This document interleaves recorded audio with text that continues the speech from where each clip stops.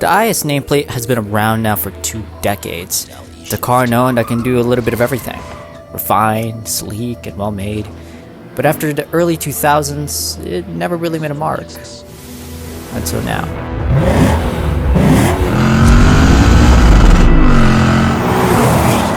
What is going on, guys? Today you're looking at the Lexus IS500, and as you can hear, it sounds absolutely magnificent.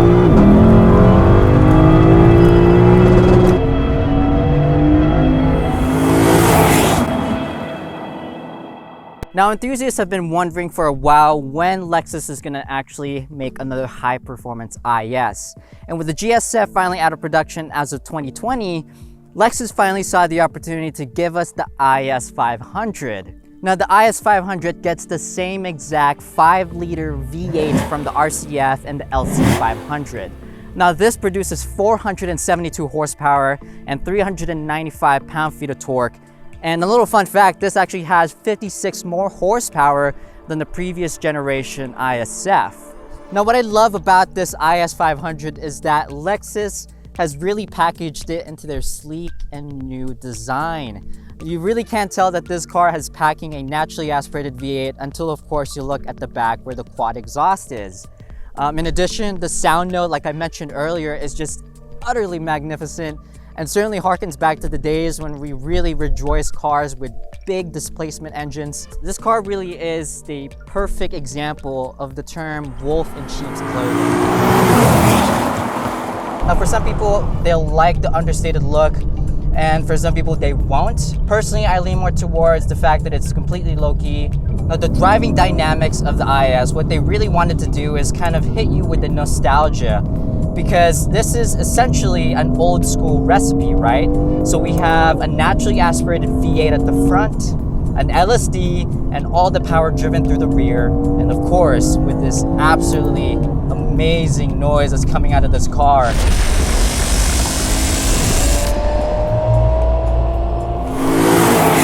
Peak power really is on the top end. So you have to rev it up all the way to 7,000 to really get the most out of the engine. This car has an 8-speed auto that you can find in the RCF. Since this car is geared more towards a little bit more on the sporty side and not necessarily a grand touring car like the LC, this has the 8-speed. Now, the 8-speed is not as fast as, the competitors.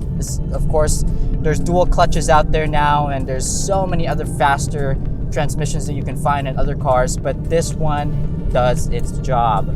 And what's great is that it's completely smooth when you're driving it around. And at the end of the day, there are a lot of people out there that will buy these cars purely to daily drive them. There's not going to be a lot of people, in truth, will track this, even though it's incredibly capable. Now, definitely when you put this in manual, you could really feel the shifts of the car, which honestly adds to the charisma of this car, because again, it kind of provides that old school mechanical feel, which a lot of purists out there, I'm sure they will love. Now, sitting inside the new IS500 is feeling a little bit outdated. Certainly a lot of journalists and consumers would tell you that all of the technology that you would usually find in other competitors, you won't necessarily find in this car. It's definitely a little bit more in the early 2000s feel on this car, but a new update that they actually did was the fact that they changed the heads-up display into a touchscreen. Now, it's not cutting edge by any means, but hey, it's a welcome addition, and it does have Apple CarPlay. Now, the one thing that's actually really cool and really futuristic about this car is that if I touch this button right here, it moves the gauge clusters. That's certainly one of the main things about this car that is up to date and in with the times is the gauge clusters. Not only is it digital, but it also has that really cool Star Wars, Star Trek kind of feel inside. Now, even though this car has certain drawbacks in the interior, everything is where you'd expect them to be. And given that this is a Japanese car, you can bet that this is going to be extremely reliable. And even after you put many, many miles in this car, I am sure that every button in here will work. Most of these things that are missing in this car, it doesn't really matter. That's not the point of why Lexus produced this. you could complain about not having, ambient lighting and all those other fancy stuff. But what the IS is all about is the fact that you're gonna get a naturally aspirated V8, reliability, comfort, and a certain level of luxury while enjoying the drive. And driving is something that it does extremely well.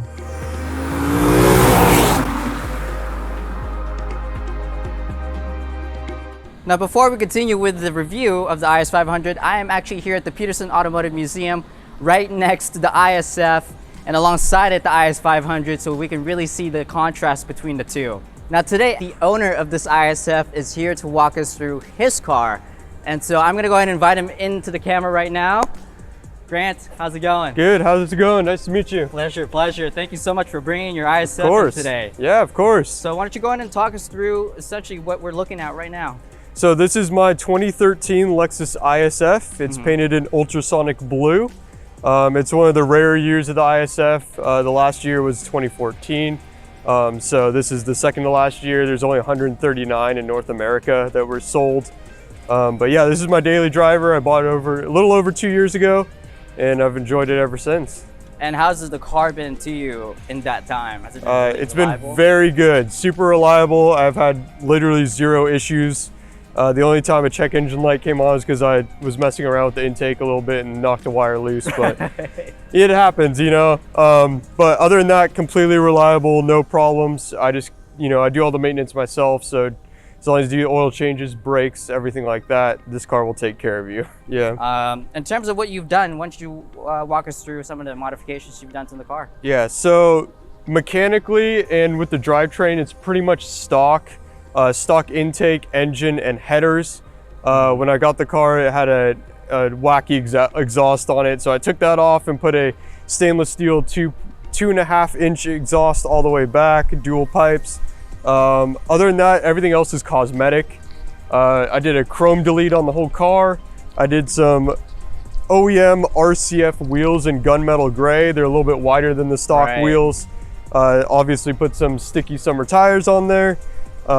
And then lowered the front a little bit with some Swift springs, and then everything else cosmetic.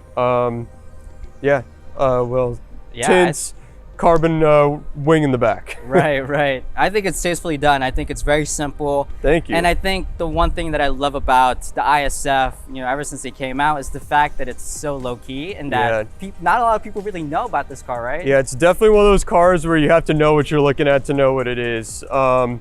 Even some of the other car enthusiasts you see on the road, they don't even know what it is. They're like, is that an F Sport? No, it's an F. They did put a V8 in it. Right. And it's normally when I start the car, they go, wait a second, what's that's not there? That's not a V6. So, but mechanically, this is very different than an IS, even though it looks similar. Transmission, engine, differential, suspension, all's changed from the IS350 to this car. Now, for some of our audience that are watching, obviously, that they're gonna ask, like, why didn't you get like an E90 M3 or a W204 C63? Why the ISF? Mainly for the build quality and reliability. I've always been a Toyota guy. My family's had Toyotas. We've also had BMWs. I know the issues there. They had their own problems. This car, like I said, super reliable. I do all my own work on my car, so having something that's reliable and that I can maintain myself is really important. Absolutely. And also a car that drives is a lot more fun. That's one that's parked because it's broken. Right. But that's why I really like this car. One of my friends, I was looking for a new daily.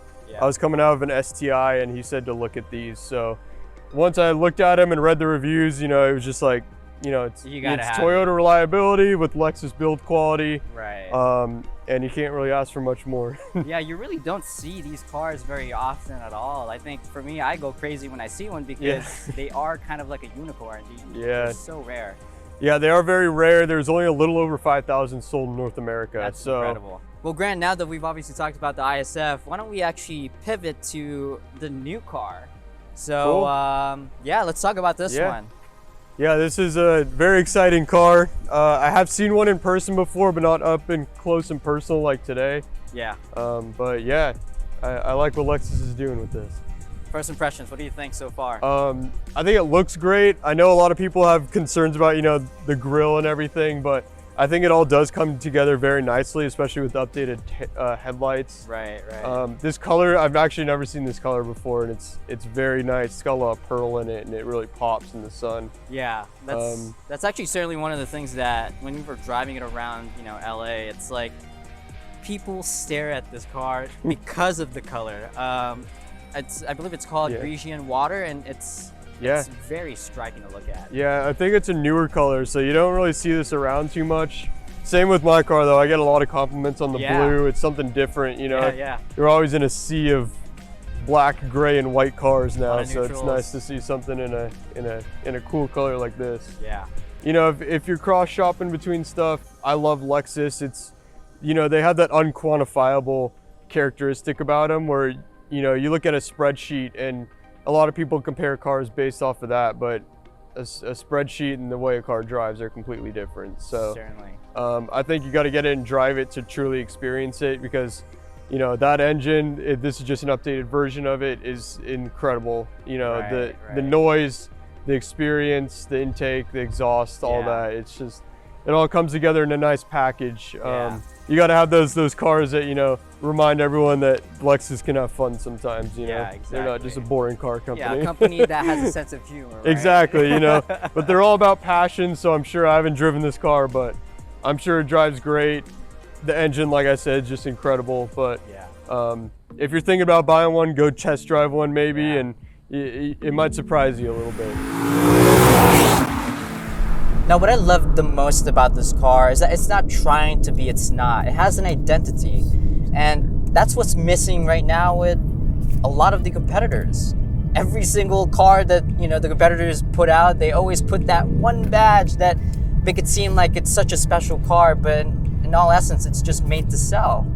And this is different. Yes, it's expensive. Yes, it's a gas guzzling V8. Of course, again, some people will say, well, it just doesn't make sense to own a car like this today. But that's the thing, that's why purists love this car, because that's its charm. That's what makes it different from everybody else, is because it doesn't go in the same route that they're doing. Lexus gave us something that we've always wanted, and essentially a piece of history, because we won't see these cars anymore. This is the last naturally aspirated V8. Now, spending a little bit of time today with the IS500 really gave me a hit of nostalgia. I think it really harkens back to when we really didn't care so much about whether or not a car has self-driving capabilities and all those other gizmos. I think what really matters the most for this car is the fact that we enjoy the act of driving. And I think that's one thing that certainly is missing from a lot of cars nowadays. And yeah, it's been such a pleasure driving this thing, and I can certainly hope that I'll own one one day, because it's certainly quite a machine.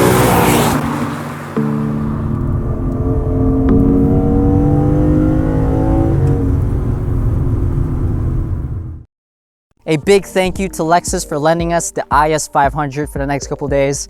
It certainly wouldn't have been possible to make this without them. And thank you to you watchers for viewing this piece of content. Make sure to hit like and subscribe, as it lets us know that you want to see more, and it really helps us out. And so with that said, we'll see you next time.